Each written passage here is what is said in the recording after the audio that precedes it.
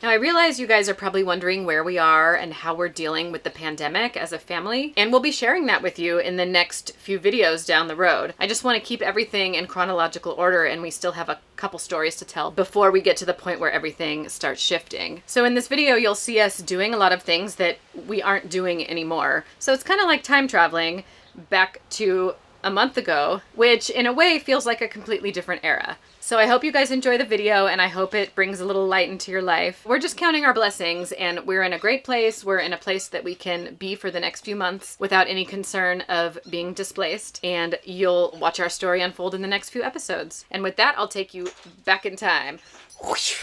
Do you want the good news first or the bad news first? I always want the bad news, and then you always accidentally give me the good news.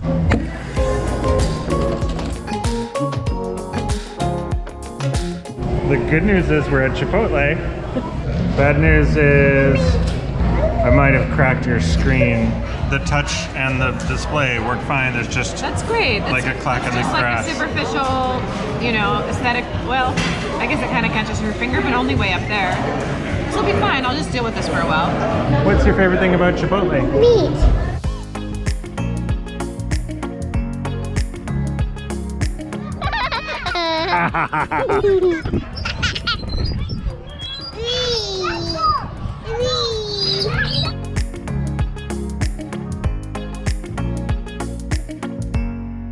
I'm gonna eat you. No!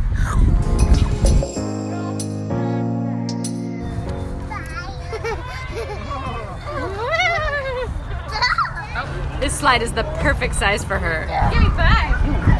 Yeah. Box?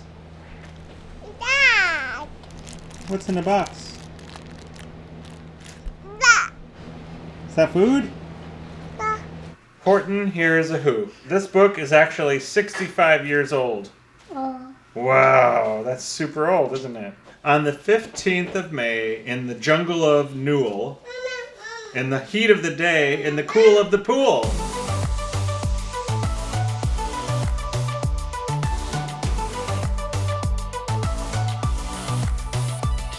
Let's take a break. You want to? Oh, you read it to me? Yeah. Okay. Maple, read it to Papa. I'll help you turn it, and then you read it to me. Papa, you love me. I love you so much. The big one is being mad to the elephant. Maple's reading ahead. We didn't even read this part.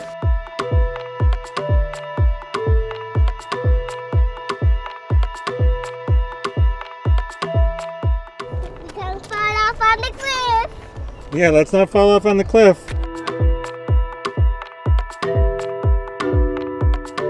It's Papago Park in Phoenix. And there's a big rock, like a mountain up there, with a hole in it. And you can hike up around back and then peek out the hole, and it overlooks all of Phoenix. We're not gonna hike up to the hole. We're gonna do the little nature trail, which is near the visitor center. And that's where we are right now. This is memorable because it's Olive's first hike. Olive's first hike? Yeah. Aww. You guys, it's Olive's first hike ever. This is the perfect hike for us. It's just a little loop, less than half a mile, and it's flat. This is right up our alley. It feels really good to be out adventuring because we haven't been out on a hike in over a month. So I'm so grateful to be out here. This is a perfect Olive-sized hike. She's totally hiking by herself. She's doing a great job.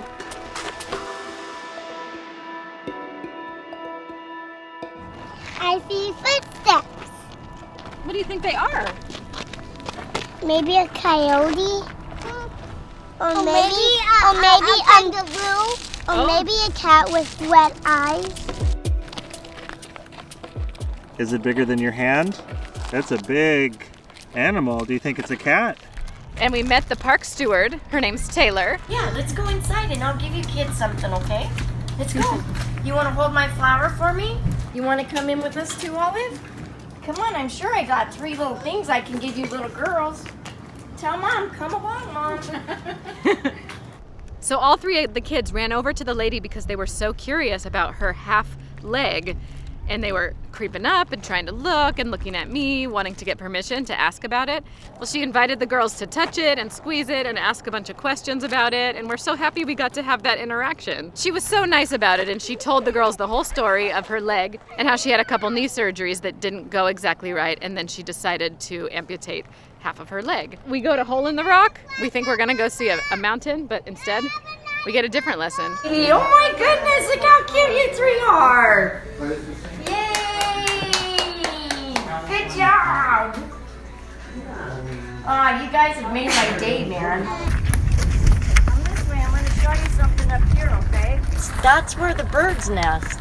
And they dig the cactus out up there, and they lay their eggs, and that's where they nest their babies at. But I thank you for coming and making my day so much more amazing than it already was. Thank you for making a difference in my life today. Thank you for making a difference in our life. Oh, you guys are most welcome. I can't wait to follow you three little ladies on YouTube. Bye-bye. You be Say good, bye. Miss Olive. Bye, Lyndon. Bye. Bye-bye. Bye-bye. Bye, Maple. Bye, Lyndon. So we've been wanting to get a photo of Maple for her 3rd birthday. I bought a couple 3 balloons so she could hold the 3 balloon and we could snap a picture. And one by one, the 3 balloons have been deflating or popping, or just now when I opened the car door when we got to this hike, the big gold 3 just went up into the sky and into the clouds and right past the hole in the rock and everything. But now we're down to our last 3 balloons. So we're gonna try to do that photo shoot right now.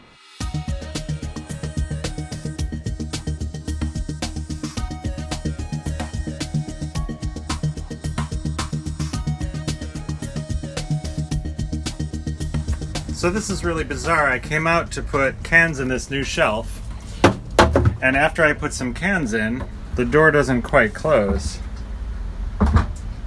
And I figured out it's this new shelf is hitting on this shelf. Doesn't quite close. Once I put some weight in it, I think it just pushes it down all the way. It snaps fully into place, and then it's just a little too tall. So that's a bummer. I gotta figure this is like a puzzle.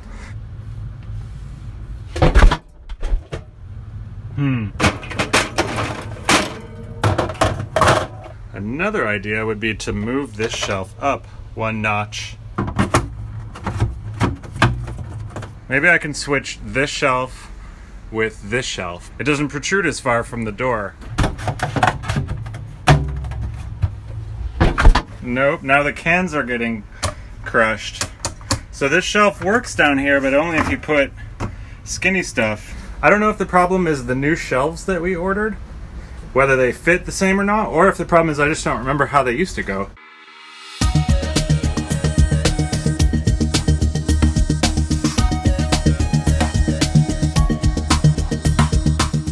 Slightly weird thing about this idea is that it goes shallow shelf, deep shelf, shallow shelf, deep shelf. I don't know if Michelle's gonna like this because I don't know if it's how we had it before or if it's worse. We've been at this hotel for a number of weeks. They've been nice enough to let us park in the back. The Airstream and the van take up a total of 6 spots when I park them lengthwise. But the lot's never really been full and they've been nice about it, so I think we've been okay here. Here you can see this is how we get work done. We got all 3 kids strapped in with some music, air on. Olive's about to get her cast off. It's been 3 weeks with her cast, and it honestly hasn't felt that long. She really got used to the cast right away, and she's been such a champ, and it didn't slow her down one bit. So in one way, I'm gonna miss the cast because it's so cute. But on the other hand, I'm happy that it's coming off because she's gonna have more fun on the playground and be able to just do all the stuff that she's been kind of half doing for a while. Hey, big girl. We're gonna get your cast off now.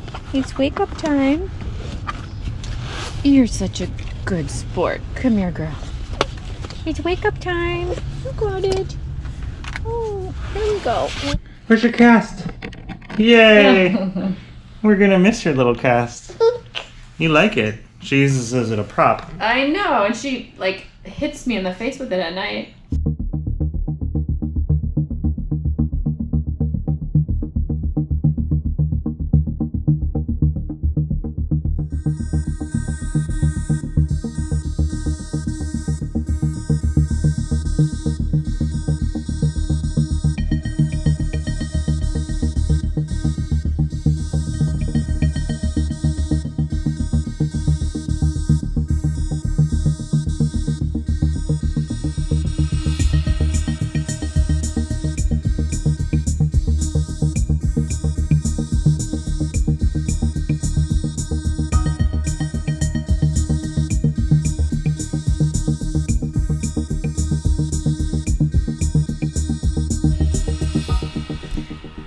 just had a little bit of Chipotle shredded cheese in her cast.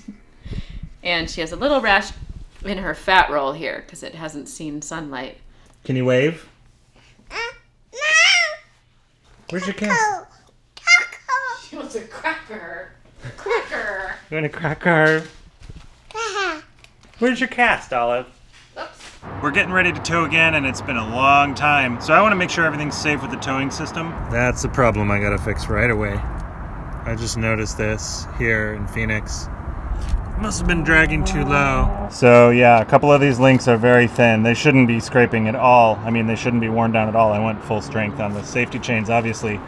Now that I've noticed this, it's time for an immediate replacement. We're leaving tomorrow morning, so I need to get tow safety chains on here right away. I looked at the hooks we got. These are called Clevis hooks. I went on Amazon and I got something that approximated that as best as I could. I've got chains now that are equivalent or a little bit stronger than the ones that were already there. According to my research, this is equivalent in strength to the chain that I bought. So if I use this to connect to the Airstream, this will let me connect to the chain link that I need to use. Okay, that fits.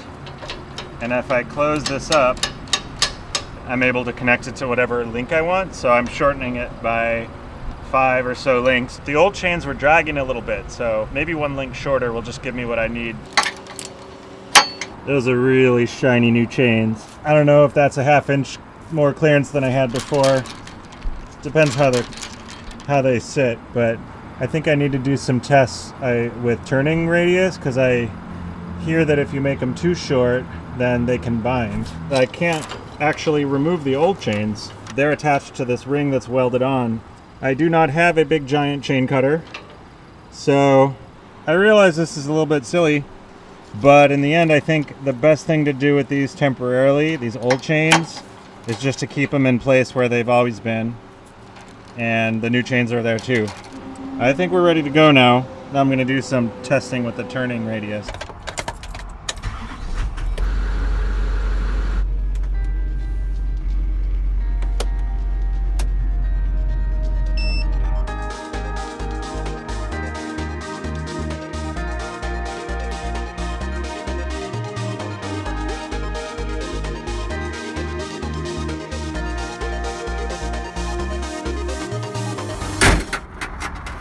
What I did is I intentionally put the Airstream into a near jackknife here. I've never really done this sharp of a turn in practice, but I wanted to just do an experiment here and see what happened. This is pretty much as sharp as I would ever turn. Let's go around and check the other side. And now that I look at it, I suppose the chain that's crossing over to the outside of the turn would be stretched a little bit. It doesn't seem to be very significant, if at all. But the outside chain actually seems to be lower and the inside chain seems to be higher. That could just be because I'm on a different level plane here. If you have a better understanding of how these chains work when you turn, please comment below. I'd love to know if I'm doing this right. I'd like it to be so that my chains don't drag on the ground. If there is one length I can set so that that works for both turns and not turns, that would be great. Now that I've seen what can happen to these chains when they drag on the ground, I'll be inspecting these more frequently, that's for sure. The big girls are at their last day of Kids Park, and Michael and I and Olive have spent all morning packing up at the Holiday Inn Express that we've called home for the past month. We're pretty excited to get out of here.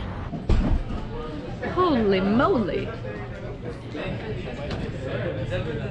Bye, Holiday Inn. One last lunch at Cracker Barrel over here, and then we're gonna hit the road. A lot of full-time RV families spend their winters in one location. Florida is a really common wintering destination, and so is the Southwest. Turns out we spent this winter in Phoenix, but it wasn't really on purpose. We got sick, Olive hurt her arm, and then we figured we might as well have my mom visit. We might as well do some DIY projects on the Airstream. One thing after another just kept happening to us that kept us from moving forward. So next winter, I'd like to come up with a plan ahead of time and really make our winter the best it can be. This was our first winter on the road, and I didn't know what to expect. I think the biggest surprise was just how short the days are and how much that cuts into your life when you're living in a small space.